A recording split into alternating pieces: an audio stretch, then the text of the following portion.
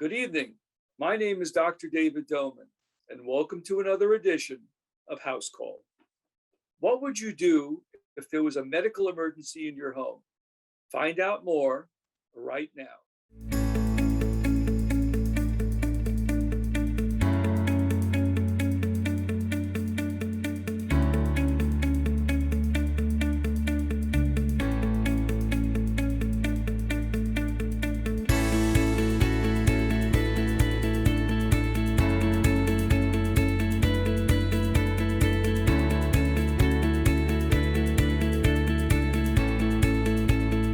My guest this evening is Amer Tobing, a paramedic and also a retired firefighter who specializes in training CPR and other medical emergencies at home and throughout the county.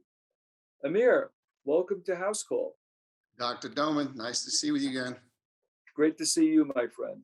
Yes, thank you So for having me. briefly tell our viewers about your professional background. Sure. So I spent 23 years in the fire department in Montgomery County Fire Rescue. I was an EMT, a firefighter for the duration. During the first part of my career, for about the first 10 years, I was a medic as well. And then the latter part of my career involved being at the 911 center as a call taker, dispatcher, and then a supervisor at the 911 center. How And so, interesting. yeah, it was a great career, and it led me to where I am today. Very good. So Yeah. let's start off with an important topic, CPR, Cardiopulmonary Resuscitation.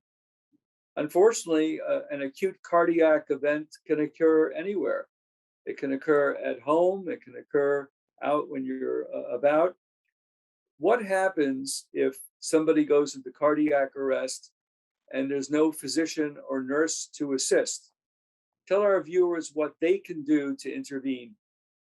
Sure. So first and foremost, as easy as it may sound, we always say, "Oh, remain calm," but that doesn't always happen, especially when it's a loved one, someone that you know fairly closely, a friend or coworker you have been with, for 5, 10 years.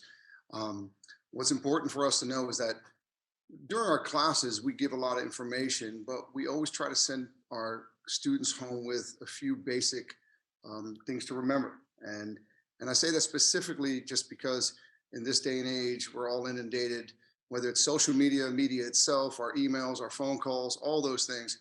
I find that we want to drive home just a few points because 6 weeks or 6 months later, it's not because I don't believe in people. I just believe that we're inundated with so many things that we're not going to remember those things.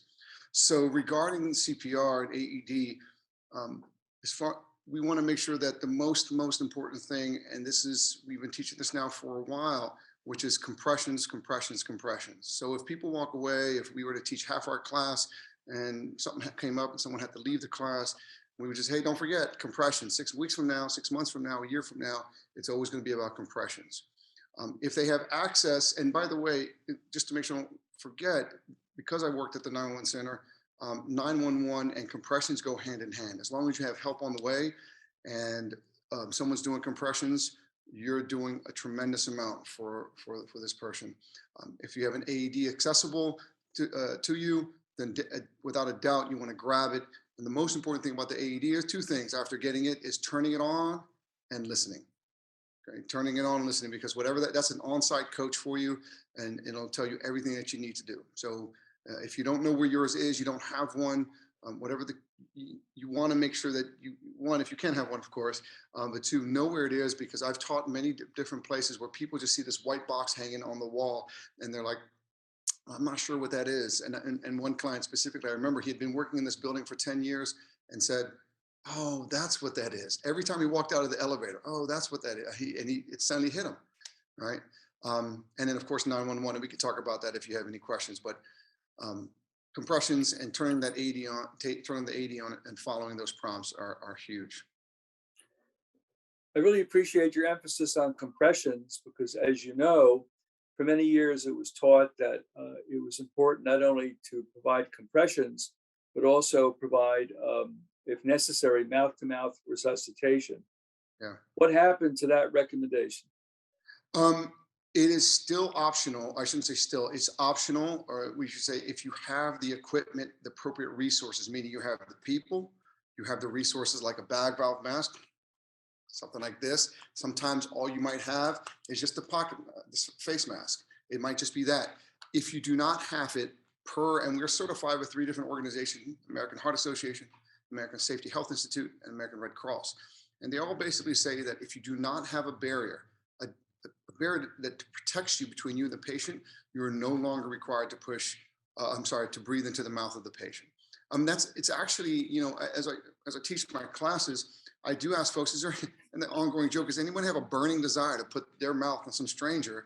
And the answer is inevitably no, right? So if you do have that pocket mask, you can use it, but you're not required to. Just keep in mind, as you push on the chest, it's circulating blood through the body, which should oxygenated blood. And every time you also push on the chest, air is pushed out, and when you release, air goes right back into the body. So you technically have a natural exchange of oxygen and carbon dioxide. So you can if you want to. It's a loved one and so on, but you're not required to. You mentioned 911 several times already. Mhm. And one thing that's been troubling about the 911 system over the years is that depending on the community, there's been a lack of an update from 3G to 4G or 5G. And it's been pointed out that it's easier to have a pizza delivered to your home than sometimes it is for police, fire, and rescue to find the victim. Where do they stand with that sort of an update? Yeah, so I've been out of the fire service for about 4.5 years. I know that there's some texting options. And my ongoing joke in class is Uber is better than the 911. And I shouldn't say that in such a derogatory way. I just think that the system is just like many other systems you might have. Sometimes they don't speak to each other. It's not an easy task. And I would say that one of the things we do drive home in our classes is that when you call 911, understand that the most important piece of information is the address. So it doesn't matter when I say it doesn't matter where you're calling from. If you're calling from a home phone, if you're calling from the office versus calling from a cell phone. And I like to put the home and the office together, meaning pretty much if you pick up a landline, if it's done correctly, when I say done correctly, if the phone is like, for example, voice over IP, which a lot of folks have, they use it through their internet. It has to have the address linked into it. And usually we can find that person. But the statistics show, and in my classes, I think it differs, to be honest. It says, and this was a statistic probably about 5-6 years ago, where they said 52% of Americans do not have home phones. So basically, we should just say 52 Americans have just used their cell phone. And when I ask in my class, I think it's more like, 80 to 90% of people have mobile phones, cell phones, and do not have home, and the remaining 20, 30% maybe do not have their home phones, which is huge, because when you call 911, it does not show us where you are exactly. It can land 2 feet from you or 200 feet or 200 yards from you. And not to mention, it doesn't know, what floor you're on. So if you're in 3 floors, 6 floors, it has no idea what floor you're on, even if it gave you the exact location. So when you call 911, most of the folks use a very, very similar program, which is across America and maybe even worldwide. And the question comes, do you need police, fire, or ambulance? And if you say I need an ambulance, then the questions are all ambulance related. But the next question will be, what is the address of the emergency? And you need to be ready for that. So 123 Main Street, I'm behind there, I'm next to, in front of, I'm in the gym, in the cafeteria, those things. Let's circle back to CPR. What are the differences in CPR for resuscitating an adult versus a child versus an infant? Sure. So depending upon the type of certification that you're working on, whether you're what we call a BLS provider, which means basic life support, meaning someone in the medical field, versus, say, for example, someone who's a fitness instructor or a child care provider, someone who works in construction. The difference are now really getting very close. Things, for example, and I'm going to go not just with the adult, child, and infant, but things like do you check a pulse or you don't check a pulse? So medical providers should technically be able to check for a pulse. And we say here the carotid is closest to the heart. It's going to be the strongest pulse. Someone who works with children or in a fitness facility or a fitness instructor is not required to do that. They only have to check for breathing. So comparatively, those two are different, where the medical provider will check for pulse and breathing, while someone else who's not in the medical field would just check for breathing. As far as the ratio of compressions, because we're not focusing on the breathing, we would say normally that if it was a ratio, it would be 30 compressions to 2 breaths for all ages when you are a single rescuer. That means if I'm by myself with a patient, all I do is 30 to 2 if I have my breathing apparatus, if you will. But if I don't, then I'm just going to focus on compressions. Medical providers, if they're working with pediatrics and it's 2 rescuers, then they change to 15 to 2. And so they rotate that. So that's one of the smaller changes, if you will.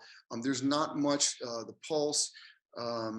If you have the breathing apparatus, and like I said, this bag valve mask is taught in our healthcare provider class, but even healthcare providers don't always have access to the resources.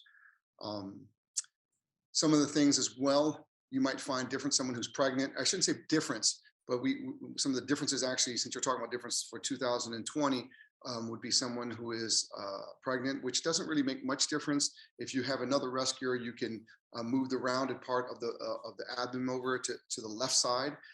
So there's still blood flow that's coming into the heart, and still do those compressions. An opioid overdose suppresses the respiratory system. This shouldn't make any difference, really, the origin of why the person is down, but you just hyper focus on those compressions. And I'll go back to the original answer I had said earlier on, which is, even though these are differences, once again, is if we give them too much information and they're not in an environment that is in a place where they have to do CPR on a lot of people, then they're going to forget. Does that make sense? So that's where we're at with that, you know. I see you have nearby some of the models you use for training. Yeah. Would it be okay if you do a little demonstration of chest Absolutely. compressions for an adult versus a child? Absolutely. So for the adult here, I've got another set, and I'm not sure how much you can see here. I know we're on Zoom here, but I'm going to tilt it down just a little bit. So for those who can see, this is your patient. All we tell them to do is check the scene, make sure it's safe, check responsiveness. Hey, can you hear me? Tell someone to call 911, get an AED, check for that breathing and or that pulse, and lock your hands in, and you start your compressions. Now make sure that you're locked in like this, straight above, not leaning in this manner, and you start doing your compression straight down like that, using the weight of your body. Okay. The adult patient, the child patient, needs to go onto the ground because you need that leverage to get onto that patient. Okay. So this would technically, even though it's adult mannequin, it can also serve as for the child as well. And the child, you might simply just use one hand or back it up with this right here. Okay. The other, for the infant, you have right here. Definitely for the infant, you want to put on a raised platform, something where it's easier for you to be here, work on the patient. We'll make sure you can see. All right. And for the infant, you use 2 fingers in the center of the chest. Okay. And what we teach our clients is we want them to hold the head a little bit, because what happens is that the airway is the size of the pinky, approximately the pinky of the infant. So when you're doing this, that head can move left or right, forward or backwards. So we're going to be in this position here. And if it's a large patient, you might even just upgrade to here. Okay. But in the end, focus and hyper focus on those compressions, which is key. And I may have, maybe we covered this at one point. We actually have a little device that focuses on the compressions themselves. It's called a CPRTrakr, and it's designed to hang on your key ring, and it just simply beeps. You turn it on and you follow it. The normal compressions are about 100 to 120 beats per minute. We set this is a device that I created. This is 110 beats per minute. And so we have our clients who purchase this. Sometimes we throw it into the package when we have group classes, but it's a really neat device because, you know, you're not going to be able to find the app when you need it. You just simply push it and you start following. So that keeps us, you know, focused on those compressions. I hope that helped. We have 1 minute before we go to the break.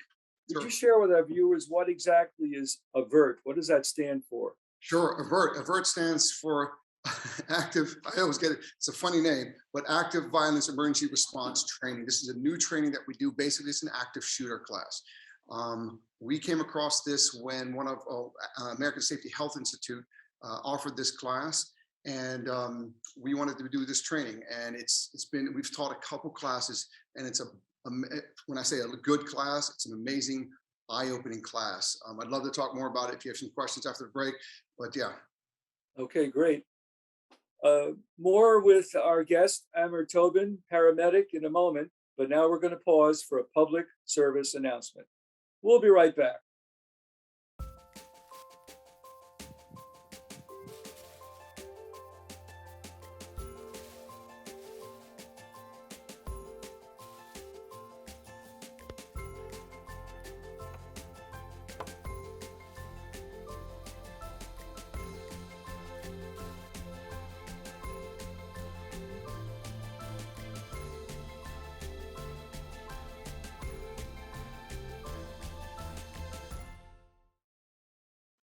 We're back. My guest is Amer Tobing, a paramedic and retired firefighter, noted CPR trainer here in Montgomery County. When we paused for the break, we just brought up the training session, avert, and you explained it deals with training in the event of a shooter situation. Let's expand on that program, since it's of great concern to the residents of Montgomery County.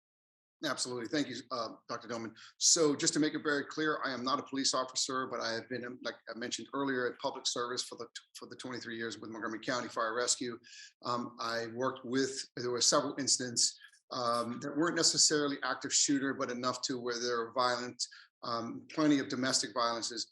And I would tell you that this class, because I've been teaching CPR for so long, is a fresh new class. It's an exciting class, and I think the reason why primarily it deals a little bit with the idea of awareness. It deals with preparation. It deals with bleeding, and of course it deals with how to deal with an active shooter and what to do in that.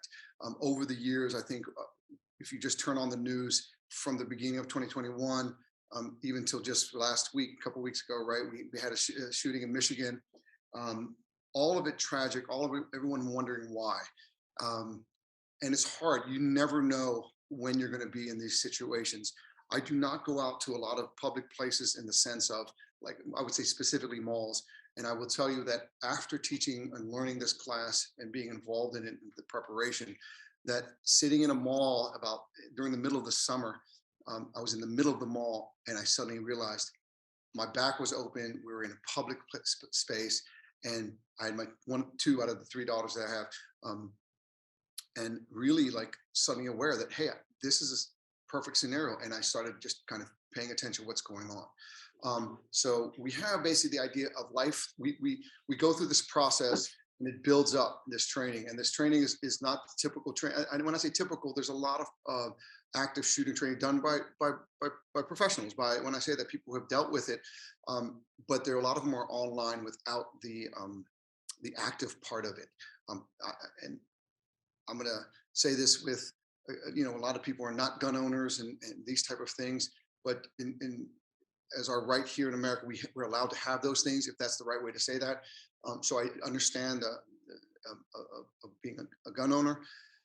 It is something we need to prepare for. So it goes through the process of learning about life-threatening bleeds, how to prepare, and when a violent event occurs.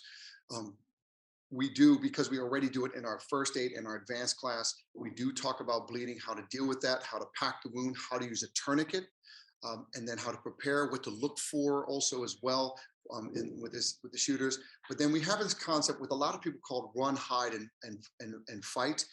With avert, they use fight, flight, and freeze, where people actually are not really, they go through these quick stages. Like when something happens, they will either fight, flight, or freeze. Some people will freeze, where they don't know what's going on. It's an involuntary act. They'll walk into a situation and the autonomic nervous system it just suddenly stops. and they can't even move.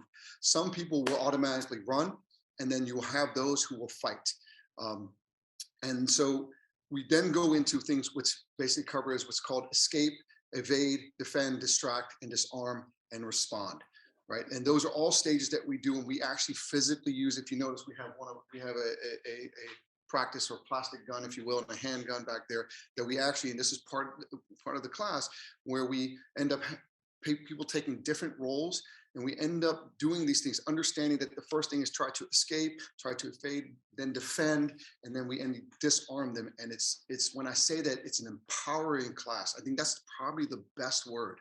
It's such an empower. You see these little folks, and they're taking these guns away, and they're all out. We have to be real careful because sometimes people get so into it that we have to make sure no one gets injured.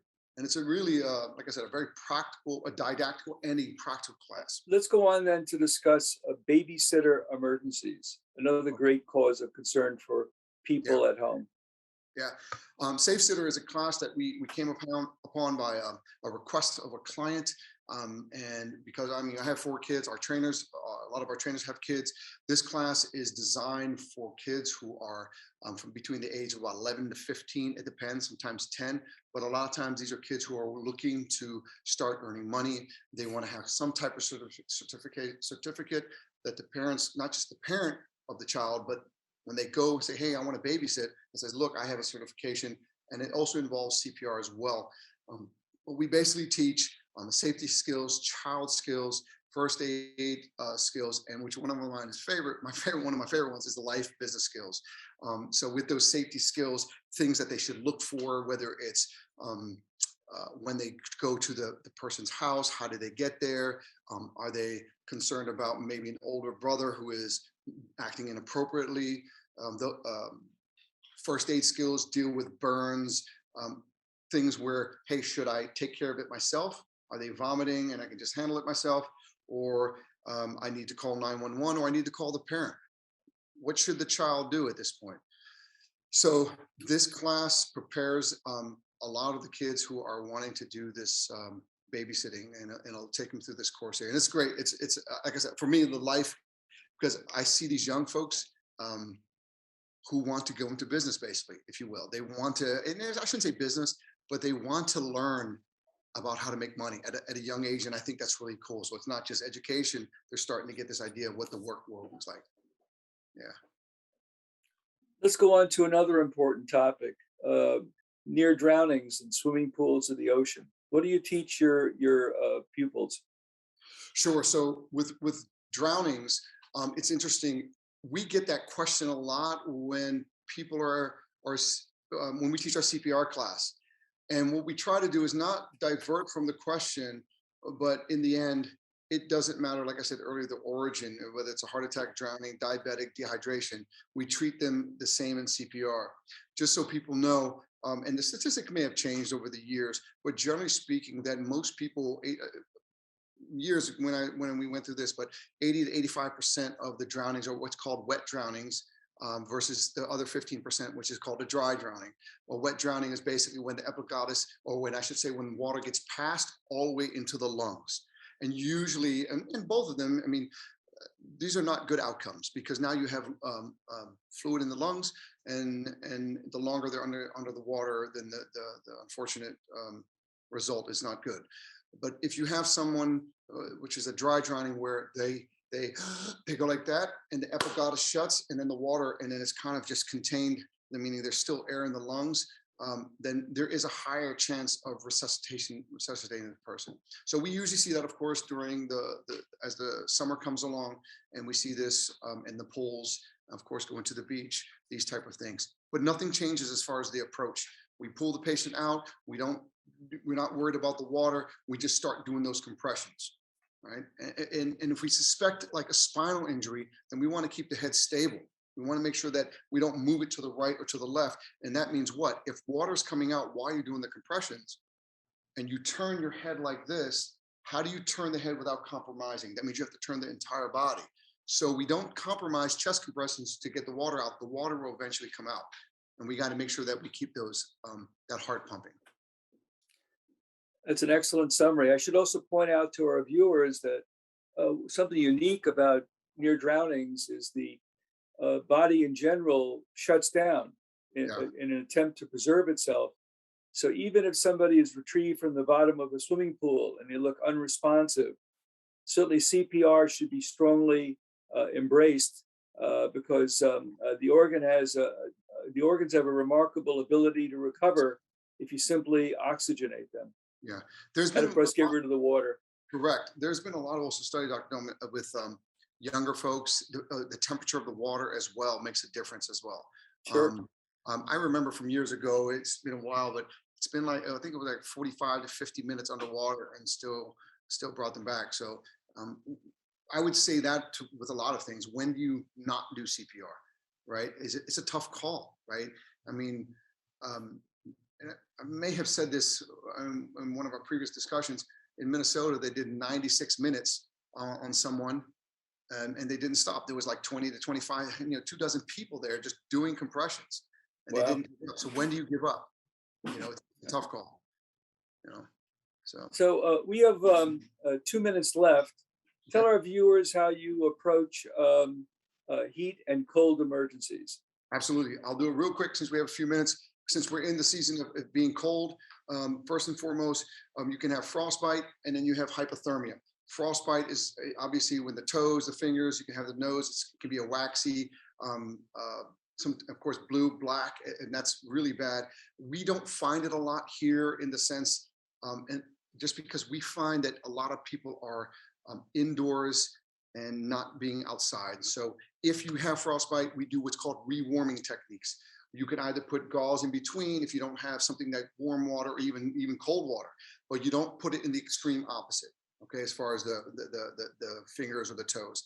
As far as hypothermia, we want to bring the patient inside, remove all the clothing, all the wet clothing, and then put warm clothing, and especially on top of on the head. Keep in mind, we could say, yes, let's use heat packs, but a lot of our clients, a lot of people don't invest in heat packs. What they do invest in is ice packs. So with that being said, as the summer will come around in the next couple of months, you will find that as far as heat emergency, you have heat cramps, heat exhaustion, and heat stroke.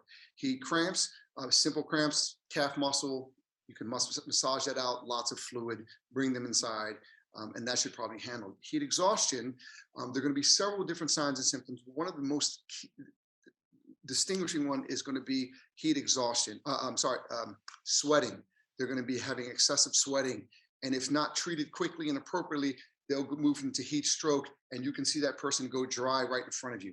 So they'll be completely dry. Either way, you treat them both the same, bring them aside, lots of fluids, and wet them down as best you can. Ice packs here next to the neck, next to the carotid artery, next to the brachial artery, and then also in the groin area where the femoral artery goes down. Excellent. We're going to have to stop there. It's a wonderful review. Thank you for an excellent interview. My thanks to the team for making this program happen, and my thanks to you, the viewer, for joining us this evening. Tell us how we're doing. You can reach me at my practice website, montgomerygastro.com. As for our next show, I'll be interviewing Dr. Infani Ali, president of the Montgomery County Medical Society, and we'll be discussing the latest issues in public health in the state of Maryland. And of course, we'll also be covering COVID-19. It's going to be an important show. See you then next time for another edition of Housecall. Good evening.